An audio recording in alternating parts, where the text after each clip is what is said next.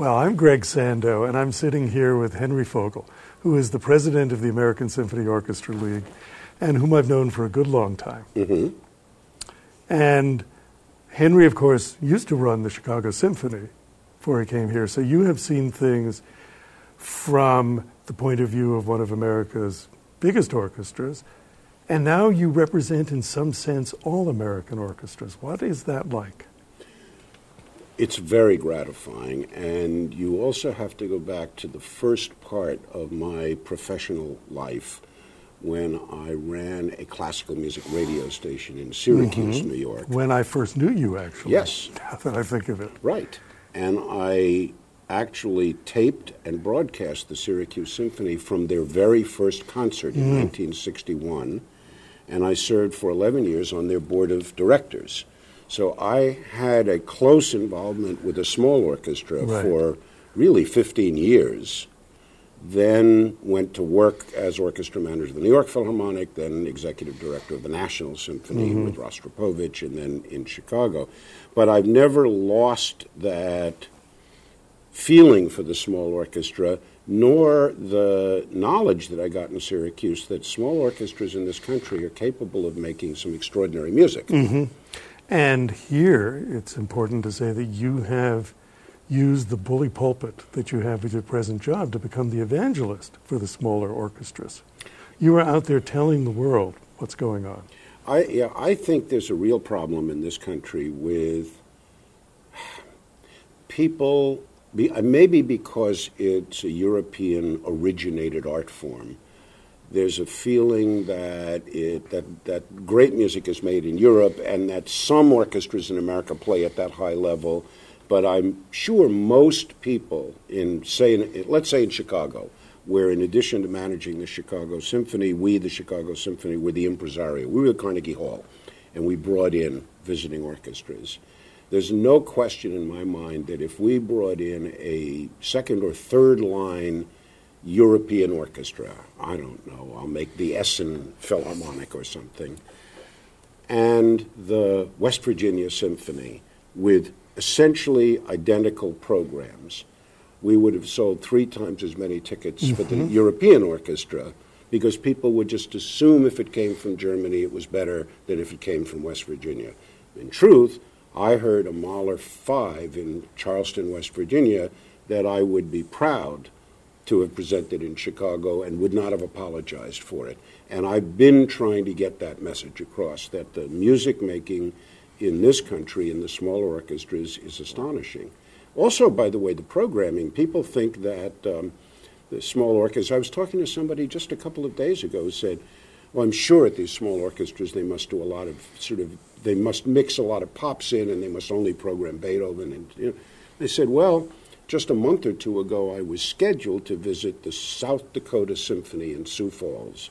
I had the flu and I had to cancel. Had I gone, the program I would have seen would have been Haunted Landscape of George Crumb, I think Mozart concerto, standard concerto, intermission, Shostakovich 10. Well, I know the South Dakota Symphony well because they commissioned a piece from me. That's correct. And we just had the premiere 2 weeks ago, and I can tell you that they are very adventurous with all their programming. Yes.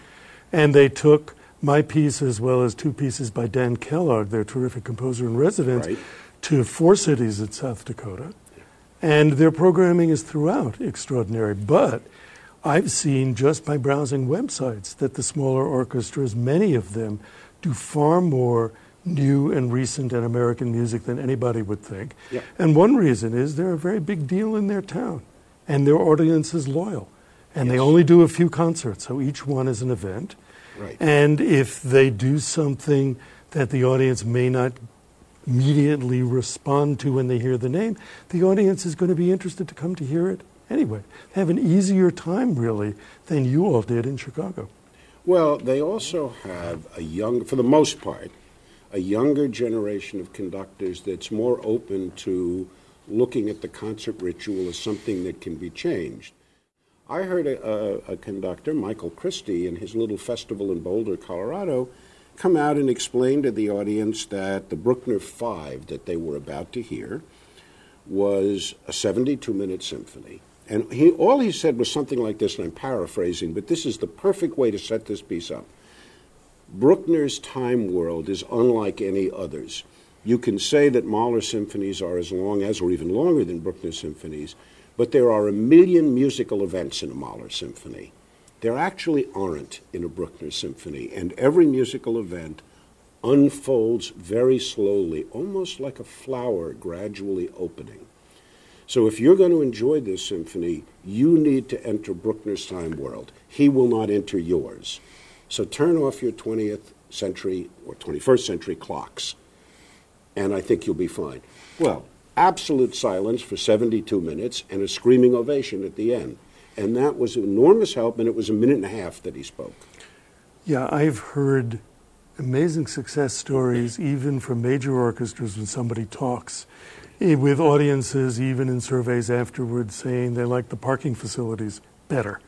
And it was really that somebody cared about them. Now, in South Dakota, which is far from the only example we could bring up, but it's one that I now know a great deal about, the interesting thing is that members in the audience didn't always like the new music programming that was done, but they felt it should have been done anyway. Mm-hmm. And they also, because we have a smaller situation, had the opportunity to talk to the music director, Delta David Geyer, about this and tell him, I didn't like it, or I liked this piece, or I didn't like this piece.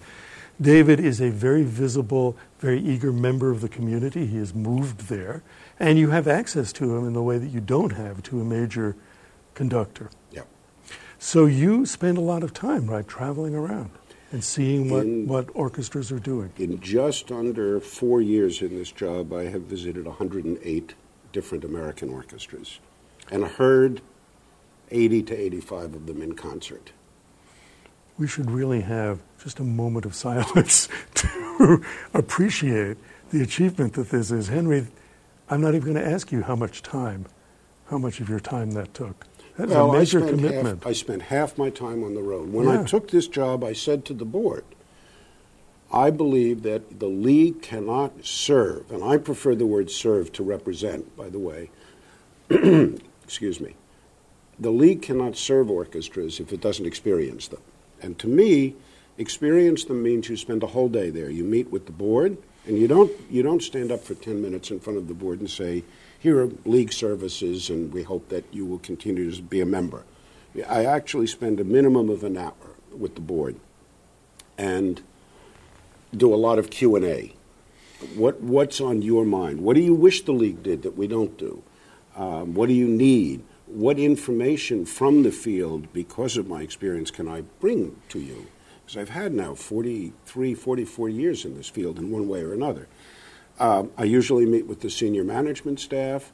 I sometimes meet with the local press if the orchestra wants and sets it up. I meet with the orchestra committee, the players committee. I meet with the music director. I try to spend a little private time with the executive director. I meet with the leadership of the volunteer group, and I hear a concert. So this leads me anyway to a question that maybe the answer will be interesting. The answer to will be interesting. When you ask board members and others what they need, maybe more broadly, what their problems are, is there anything that emerges, any 1, 2, 3 things that emerge as the most common answers? There are actually, although there is certainly a wide range, but there are a few things that come up in common. One of the things which actually has affected League programs, because I try to use this information to direct what the League does, particularly in the small orchestras, board training, board development. We feel that you have a lot of services, is what I heard 4 years ago. I don't hear it as much anymore because we now have a lot of services for trustees. We feel you do a lot for managers, but we're not, we get your magazine, but that's it. We don't know what's our role. How do we adjudicate between, if there's a dispute between the music director and the executive director, between the art and the money? How do you balance that? So a lot of governance type questions, board development questions. That's sort of one big area. Clearly audience development. And it's funny, what I often hear is how can we attract a younger audience? And And I first try to force them to define what they mean, because I think that